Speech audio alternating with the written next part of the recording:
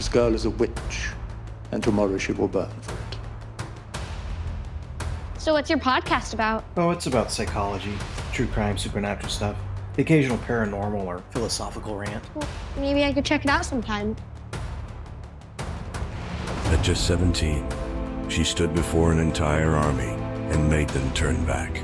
Joan d'Arc, the girl who believed she was chosen by God to save France. The Lord is my shepherd. Yea, though I walk through the valley of the shadow of death, I will fear no evil. I have a message for your King Henry. It is a message from God. Go home. Go now. In peace. You see, dressed as a man again. Her touching repentance didn't last very long, did it? Fight every battle, everywhere, always, in your mind. Jeanne, I don't understand. Why did you do it? Why? You? Why did you lie?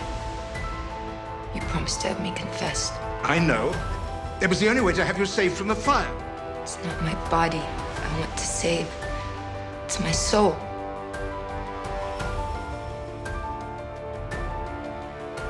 In nomine Patris et Filii et Spiritus Sancti. Amen.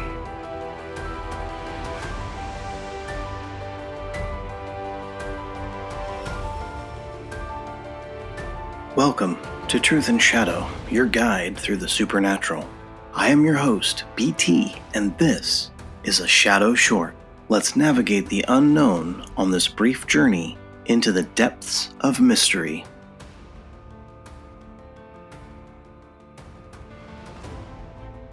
By the winter of 1428, it seemed that France had reached the end of its legacy. The kingdom that had once stood among the great powers of Europe now resembled a fractured and shattered plate. Villages lay abandoned beneath the smoke of burned cottages, fields that once yielded wheat and barley had become overgrown with weeds or churned to mud beneath the boots of marching armies. Roads were haunted by mercenaries, deserters, brigands who preyed upon travelers as readily as wolves stalk weakened deer. For the ordinary peasant, the distinction between friend and enemy had numbingly become meaningless. Whether soldiers wore English colors or the fleur-de-lis of France, they all demanded food, shelter, money from people who possessed almost nothing left to give. The war that historians would later call the 100 Years' War had become more than a contest for a throne. It had evolved into a struggle over the very identity of France. Decades of conflict had exhausted the treasury, shattered all the alliances between nobles, and left generations knowing little except violence. Worse still, civil war had poisoned the kingdom from within. The bitter feud between the Armagnacs and the loyal to the Dauphin, named Charles, and the Burgundians had basically done nearly as much damage as the English invasion itself. French swords had shed French blood, while England patiently strengthened its grip on the kingdom. The disaster reached its height after the crushing French defeat at the Battle of Agincourt in 1415. Thousands of French nobles lay dead upon the muddy field, and the flower of French chivalry had been squashed in a single afternoon. King Henry V of England seized the opportunity with remarkable skill. Through several military sorties, victories, and political maneuvering, he forced the French court into accepting the Treaty of Troyes in 1420. To many, that treaty was nothing less than the certificate of death for France. Both Henry V and Charles VI died within months of one another. The Dauphin Charles, the rightful heir in the eyes of many Frenchmen, was branded a disinherited prince. By 1428, English banners flew across much of northern France. Normandy remained firmly under English control. Paris recognized English authority. Every passing season tightened the noose around the territories still loyal to Charles. Yet no city carried greater importance than Orleans. Situated along the Loire River, Orleans stood as a gateway between English-held northern France and the southern region still loyal to Charles. And if Orleans fell, the English would possess an open road into the heart of the remaining French territories. The siege that began in October 1428 was not merely another military campaign. It was the signs of the end of France itself. Inside the city, soldiers rationed food, while civilians prayed daily for relief that never seemed to come. English fortifications slowly tightened around the walls like coils of a serpent. They had built massive earthworks, brought in wooden bastilles, and even constructed heavily armed outposts to surround the city, which basically let those who were besieging it dominate any access in and out of that town. Many of the noblemen within the walls questioned whether continued resistance served any purpose. Some argued for negotiation, others ready to acquiesce to the English victory. Even those loyal to Charles doubted whether Providence still favored France. Charles, too, he struggled beneath the weight of uncertainty. He possessed neither the commanding presence nor the battlefield reputation expected of a medieval king. He was soft-spoken, cautious, and, to his detriment, frequently indecisive. Among those around him in his time, he really didn't inspire confidence. All the counselors, they argued, the noble families, they competed for influence. The resources were scarce, military defeats had become almost routine.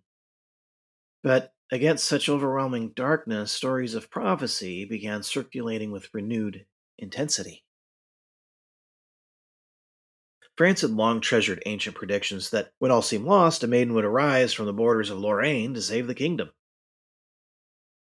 No one expected that deliverance to come from a 17-year-old peasant girl. Far from royal courts and military councils, the village of Domremy, Joan had spent years wrestling with a calling that few could understand. She was to go to the Dauphin. She was to help lift the siege of Orleans. She was to see Charles crowned, and to every reasonable observer, such claims bordered on madness. As France stood on the brink of ruin, Orleans was surrounded, and the future of the kingdom hung by a thread. An unlikely messenger, prepared to leave her home, was carrying with her an unshakable certainty that God had not abandoned France after all. When Joan did arrive, she came as a petitioner, a peasant girl in borrowed clothing. She carried a kind of presence, a command she believed had been given to her by heaven. Before she had ever come to stand beneath the walls of Orleans, before soldiers would rally around her, before France would begin to breathe again, she had to pass through the eyes of suspicion. It was not enough for her to say that God had sent her. The church and the court had to decide whether this strange girl was a servant of God, a deluded child, or something far more dangerous. And Charles did receive her cautiously. His court was full of men who had seen false prophets, political manipulators, and wandering visionaries before. But France now was desperate, and desperation could make a kingdom foolish. And because her claims were spiritual, they had to be tested spiritually. Joan was sent to Poitiers, where theologians and clergy examined her. They questioned her about her voices, her faith, her morals, purpose. The examinations were not done by careless men eager to believe a miracle. They understood that if Joan were accepted and later exposed as false, well, Charles's cause would suffer even more deeply. Yet after questioning her, they found no heresy in her answers and no corruption in her character. So they gave her their approval. And this approval did not make Joan a general in the ordinary sense. She did not understand war as seasoned captains do.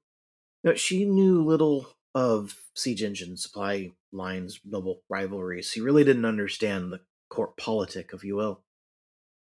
But through it all, she possessed something the French army had nearly lost: conviction. Well, armor was made for her, a horse was given her, a banner was prepared showing holy imagery rather than the personal banner of a noble house. Joan loved that banner.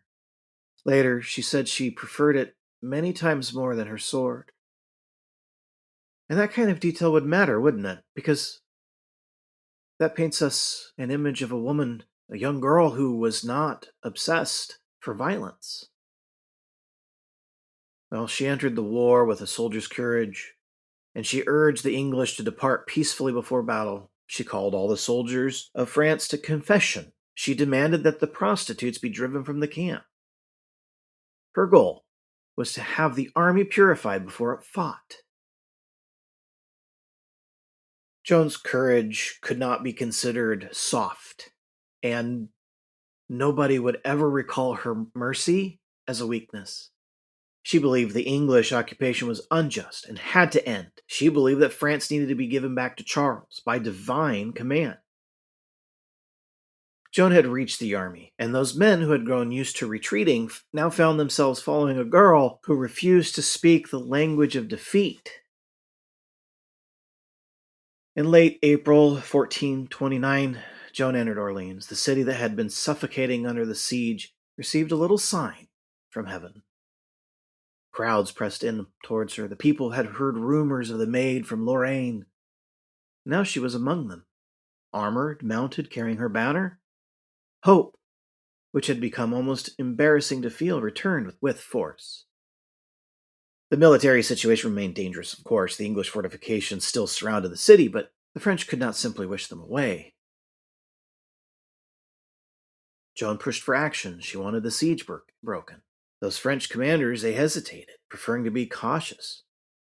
But Joan pressed forward with the certainty that delay served fear more than wisdom. Well, that fighting around Orleans became the first great test of her mission. At the assault on one of the strongest English positions, Joan was wounded by an arrow. For a moment it seemed that the symbol of France's renewed hope might be broken in front of the army. But the soldiers who saw her wounded also saw her rise again, and their conviction grew deeper. Soon the English withdrew. On May 8th, 1429, the siege of Orleans was lifted. It's hard to overstate the shock of this victory. For months, the city had seemed doomed. For years, France had struggled from defeat to defeat. Then, almost suddenly, the great English advance had been stopped. But Joan's mission did not end at Orleans. She had also declared that Charles must be crowned at Reims, the ancient coronation city of French kings. Between Charles and Reims stood enemy-held towns, military uncertainty, and the caution of politicians. Joan pressed onward. French gained momentum. In several places, the English positions began to fall. Then came the Battle of Patay.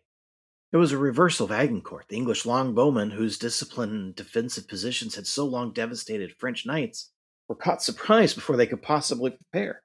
The French cavalry struck hard, and that English army was scattered. Many of its commanders were killed or captured. Now the road to Reims opened. Joan of Arc urged Charles forward, and though many advised caution, the march began. Town after town submitted. The journey that had seemed impossible became a procession. At last, on July 17, 1429, Charles VII was crowned in Reims. Joan stood nearby with her banner, the peasant girl from Domremy, watching the disinherited Dauphin become an anointed king. Well, the coronation at Reims marked the fulfillment of one of the greatest promises Joan had spoken since leaving her village. Charles VII had been anointed with the sacred oil, just as generations of French kings before him. The kingdom had witnessed what many thought was impossible, yet Joan believed her mission was continuing. The king she had helped placed upon the throne proved far different from the determined prince she had hoped to serve. As king, he was cautious by his temperament. His counselors favored diplomacy over risk, negotiation over decisive action. Joan of Arc urged an immediate march toward Paris, while momentum still belonged to France. But instead, hesitation became the order of the day. As the months following the coronation were marked by delays, negotiations, political maneuvering, all opportunities slipped away.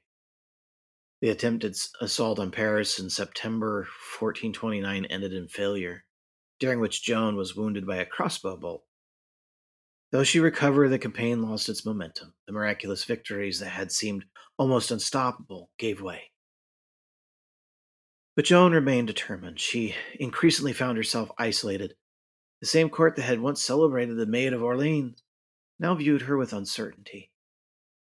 Many began to resent her. Others feared that continued reliance on a peasant girl would undermine their own authority.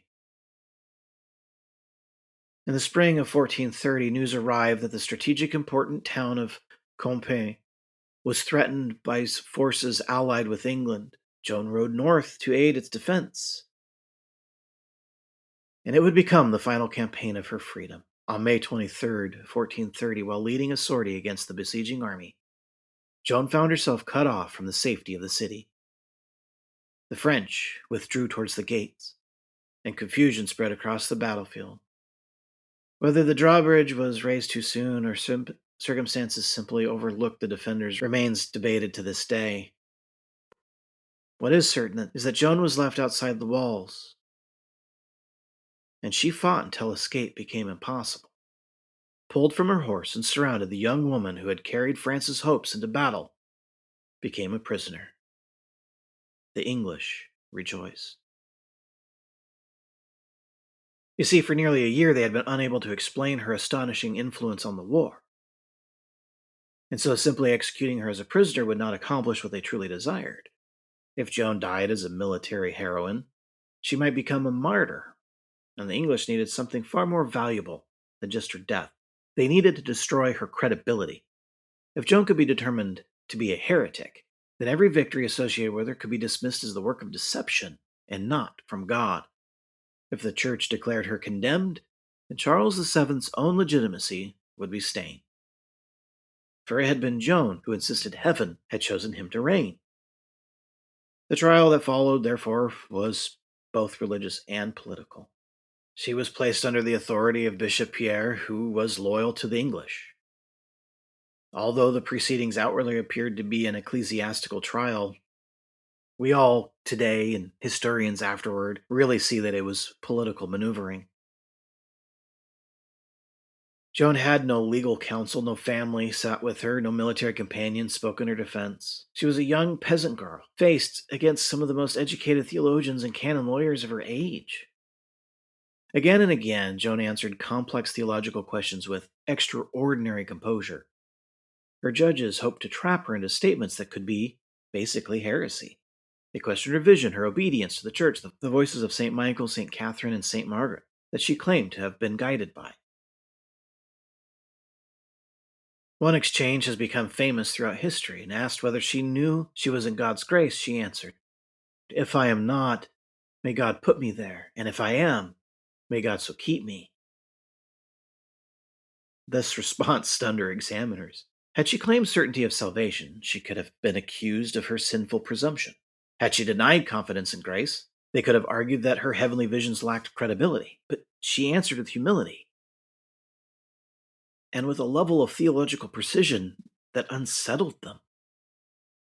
Throughout the trial, she demonstrated a remarkable clarity of mind. Though unable to match the formal education of her interrogators, she repeatedly avoided the traps they laid before her. She insisted that her voices came from God. She refused to deny what she believed heaven had revealed. She maintained that her mission had always been to serve Christ and France. But the pressure never ceased. Weeks upon weeks of interrogation wore her out physically and emotionally. She suffered threats of torture that were never ultimately carried out.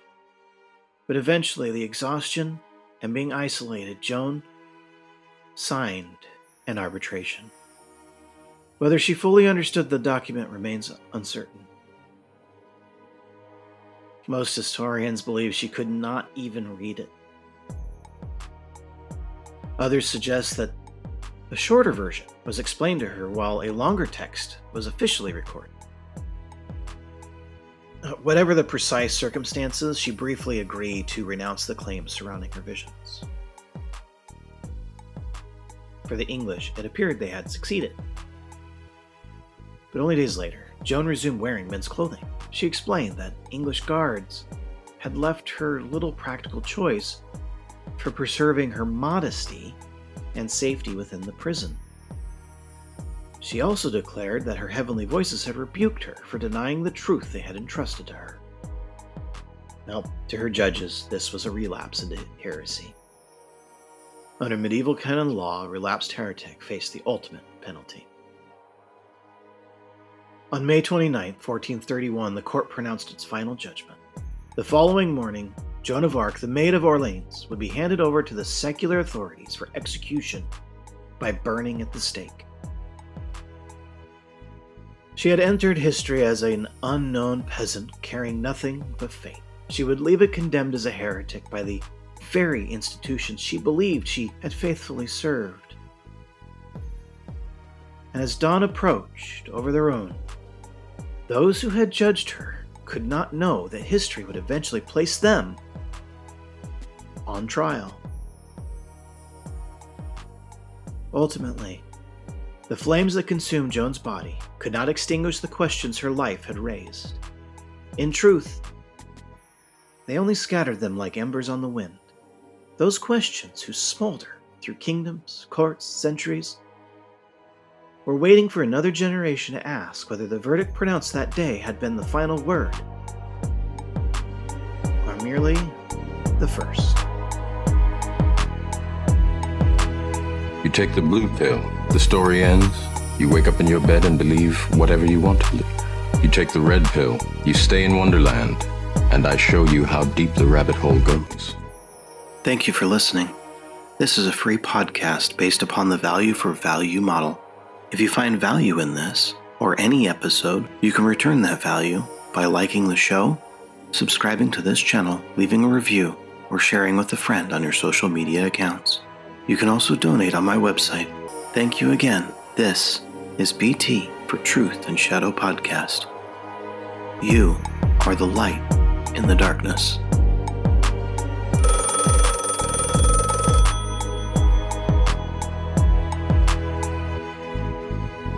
And I show you how deep the rabbit hole goes. And I show you how deep the rabbit hole goes. And I show you how deep the rabbit hole goes. At just 17, she stood before an entire army and made them turn back. Joan d'Arc, a girl who believed she was chosen by God to save France.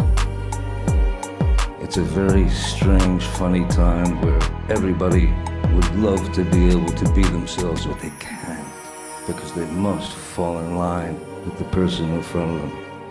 The terrible thing about searching for the truth is that sometimes you find it. You take the red pill. Remember, all I'm offering is the truth, nothing more. You stay in Wonderland. Believe whatever you want to believe. See, the more at peace you become, the less you tolerate chaos. You stop explaining yourself to people committed to misunderstanding you.